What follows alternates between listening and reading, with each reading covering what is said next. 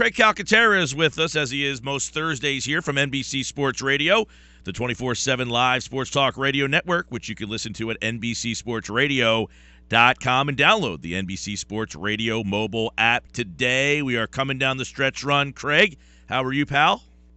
I'm doing well, thanks. Well, we got an off day here for the local team, but a lot of major stories around baseball. But I do want to start with the local team because, it's an interesting kind of thing developing here. I kind of talked about this. You and I might have talked about this a month or two ago, but now the local beats are starting to get on the fact that the Phillies haven't been playing Odubel Herrera a whole heck of a lot recently, and he was the lone all-star for the team. So I'm interested to get your take to see if, one, you think he would have any trade value, and is that something that you can envision now, them doing this offseason? I think it's an interesting story because, here's a guy who was a Rule 5 pick, seemed like a good story, makes the All-Star game, and all of a sudden he's not playing every day. He's been moved way down in the lineup, and is he a guy now that could be a possible trade candidate? Yeah, definitely. There was a report that came out, I think it was yesterday, that he could be on the block. I know he's definitely been sort of disappointing a little bit. Season's a long season, and yes, he made the All-Star team, but his play discipline's kind of gone downhill a little bit. He was great in the first half, but that's not been what's been happening lately. And the Phillies, frankly, have a lot of outfield depth too. I mean, there are guys like Nick Williams. There's Roman Quinn is a guy. I don't know these guys very well, but I'm aware of them out there floating as possibilities. And when you're rebuilding like the Phillies, you try everybody. There's Tyler Goodell. A bunch of these guys down there who they could put in a slot if they can get any kind of value from Herrera. I think the best case scenario for the Phillies would be Herrera ends the season strongly and then can get traded to someone who's just maybe an outfielder short, needs a bat, and then they could put one of the young guys in there. Yeah, I think that's an interesting take by you there, Craig, is that the Phillies are kind of walking a fine line here of trying to showcase him a little bit while Pete Mackinnon said the other day, Aaron Altair looks like he's going to be the center fielder. He likes him better in center than he does Herrera. Do you think Herrera would generate any interest in an offseason trade market? Oh, absolutely. I mean, that's the thing. I mean, even though Mackinnon's kind of down on him, and even though you've got Altair there who's kind of the same sort of player, it's not often that you've got a guy who can play center, who has speed, who can, plays decent defense, hits per contact, has plate discipline.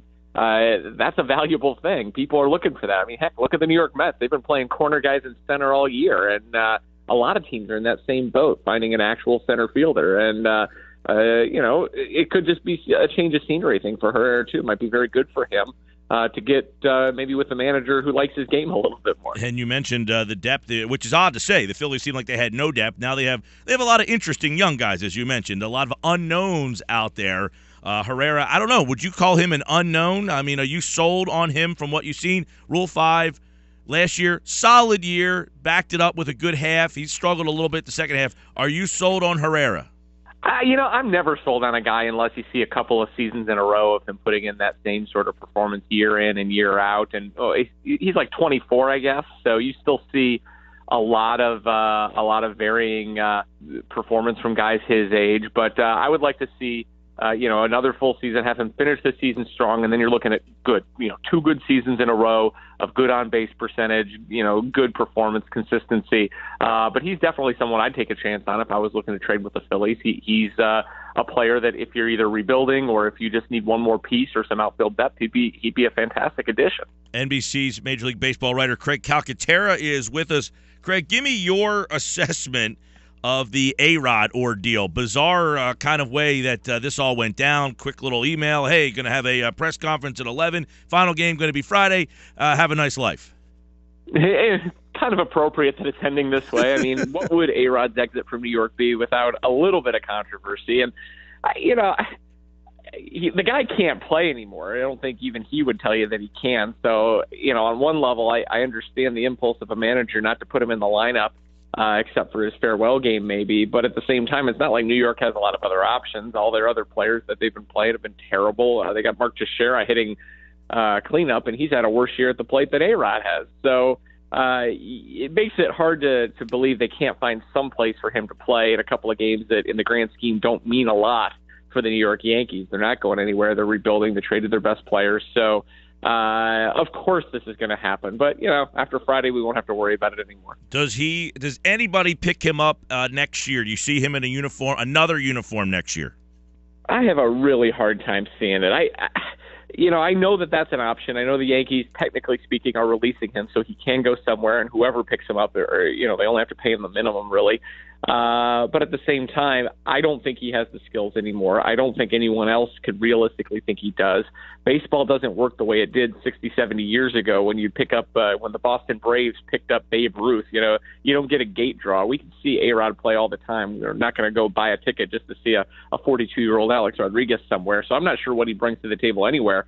And then from his perspective, 2 years ago, they thought he was going to be exiled from the game forever. He'd be persona non grata. Now he's got a chance to actually show up to spring training after his playing career is over, have a role with the team, maybe have a Barry Bonds situation where in a couple of years he can come back in and coach and stuff. I don't think he's going to want to turn away from that and give that up.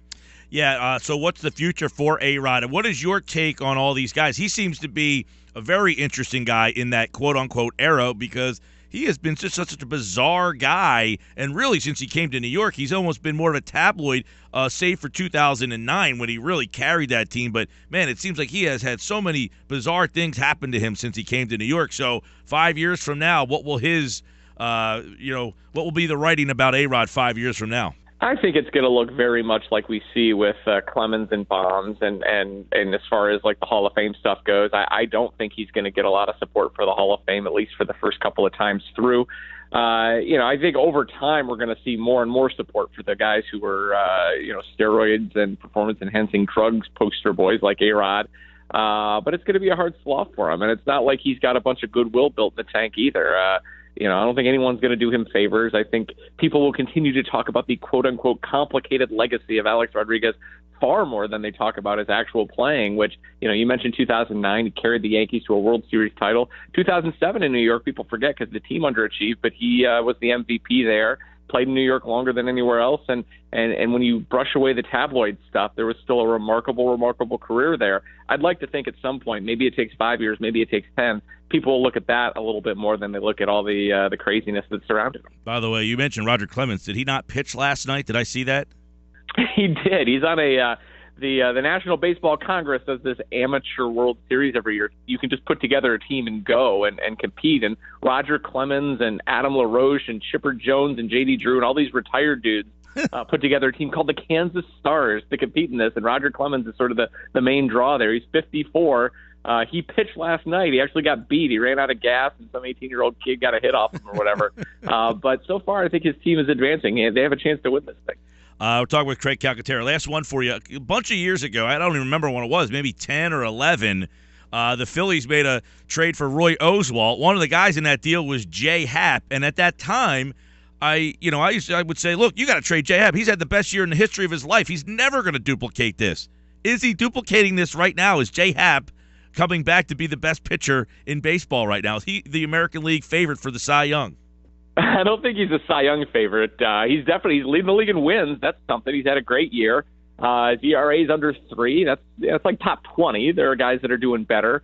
Fantastic luck too. He's getting a lot of run support. I don't want to suggest that he's not doing well at all. He's pitching fantastically. I don't think he's a top Cy Young contender. If you look at all the numbers the last few years, you've definitely seen voters go more for strikeouts, ERA, WHIP, pitching WAR, things like that. But fantastic year for Toronto. They're pretty lucky to have him. Unbelievable.